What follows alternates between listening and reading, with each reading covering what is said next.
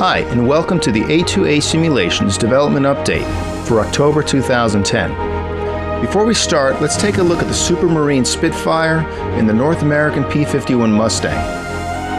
Both the P-51 and the Spitfire made huge advancements well after the first production model rolled off the assembly line. Most of this progression was the continual improvement of an engine that was in an already excellent airframe.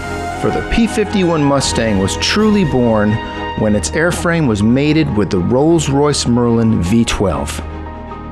What we are striving to do at A2A Simulations is to make it almost effortless to take components from one aircraft and put them into another.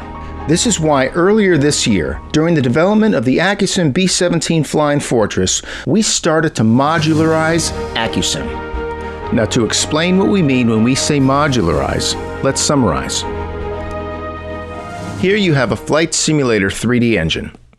It could almost be any flight simulator, but in this case it's Microsoft FSX. Now, a few years ago we set out to create a large piston-powered airliner, the Boeing 737 Stratocruiser. But during development we were simply unable to create the proper system behavior using the host software. But using Microsoft's excellent SimConnect, we were able to turn off an entire block of aircraft systems. Then, using our own Accu-Sim software, we created and replaced. So when you are outside the airplane, you're looking at the beautiful Microsoft Flight Simulator X. But when you're inside, and especially looking at this engineer's panel, you were looking right into the heart of Accu-Sim. The next aircraft, our P-47, inherited the systems from the Stratocruiser, but we then added a brand new sound engine, which was driven directly by physics. So the P-47 was more about adding rather than replacing. But the J3 Cub is all about the feel of flight.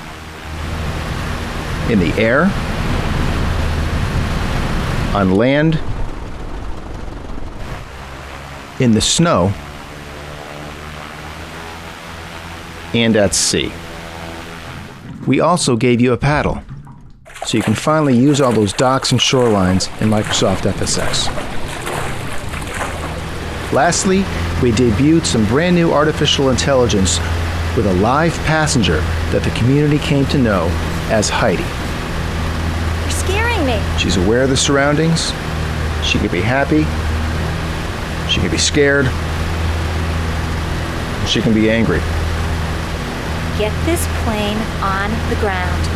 So the Cub introduced an Accu-Sim physics module and artificial intelligence. Now for the Wings of Power B-17, we installed four 1200 horsepower Wright Cyclone radial engines and further developed our artificial intelligence to create a historical and active crew. Yes, Captain, I've got him. So earlier this year, we pulled our Wings of Power Spitfire back into the hangar. The Spitfire was the perfect prototype to build and test the new Accu-Sim Merlin V12 destined for our P-51 Mustang. So now that Accu-Sim is modular and independent, it can speak to any capable 3D engine through a new interface. Now watch what happens when Accu-Sim meets a Rolls-Royce Merlin V12 liquid-cooled engine. Now keep in mind, we have installed our P-51 starter into the Spitfire. Our Spitfire 1 will have an inertia starter installed, similar to our P-47, and our Spitfire Mark II will come equipped with a Kaufman cartridge starter, which uses an explosive cartridge to start the engine. Now there is so much to show in this aircraft, but we'll save that for another video. Let's just start this engine up.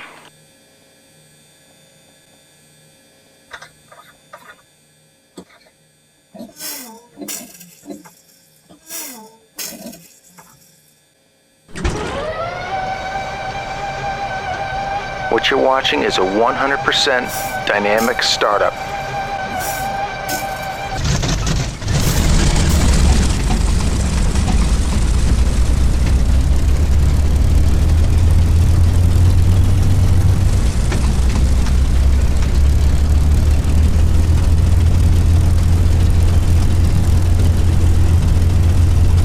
have the engine started, keep in mind that the Merlin is a liquid-cooled engine.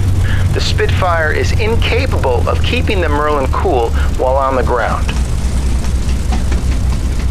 It only has this small little radiator tucked underneath the wing. To make matters worse, that landing gear is blocking some of the airflow. You literally have to get airborne in 5 to 10 minutes or you're going to have to shut the engine down. However, with the P-51, just keep in mind this is not the case. The P-51's radiator gives plenty of cooling power while idling on the ground. Listen to this engine behavior.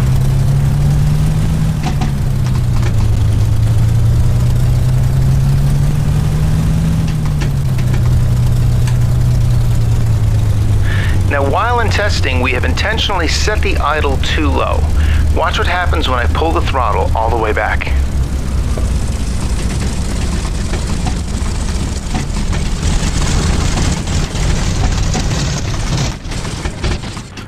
Now let's start it up again.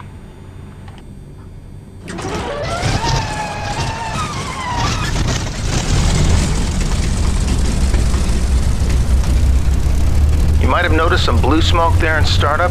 Well, it's interesting to note that there are no canned startup effects. This is actually just Accu-Sim burning oil, water, and fuel.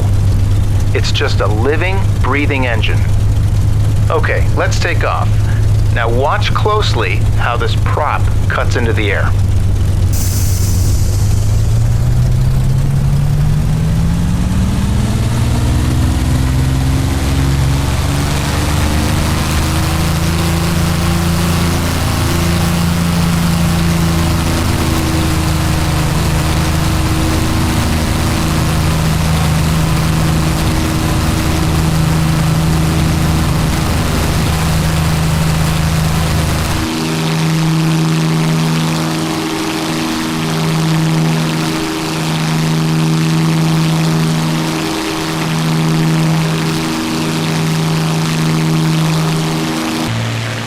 Here's a beautiful Mark I.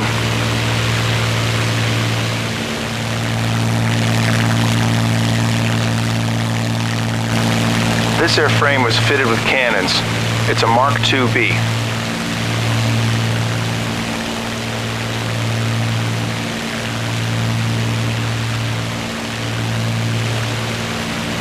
So P-51 fans, keep in mind, an upgraded version of this engine will just drop into our new Wings of Power 3 P-51 Mustang. Accu-Sim allows us to develop and test many systems outside the flight simulator with our own in-house tools. Developing this way is so much more desirable because you don't have to go in and out of the flight simulator just for testing. Okay, I'd like to end this development video with a word from the other side, the turbojet engine.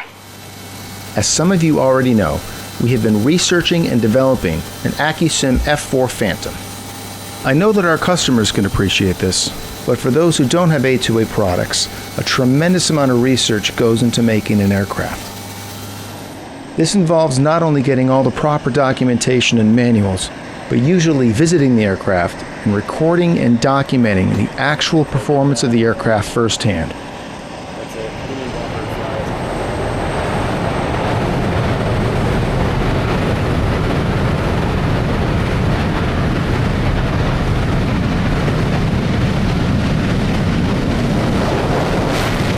Just like our Spitfire is the test bed for our P-51 Mustang, the F-104 Starfighter has been chosen as our test bed for the F-4 Phantom. We are also very happy to announce the new member of the A2A development team, Michael Puto. This F-104 is Michael's baby. We will soon be adding an Accu-Sim General Electric J79 to this airframe, and all of the goodness that goes with it. And this concludes our A2A Simulations development update for October 2010. Thanks for listening.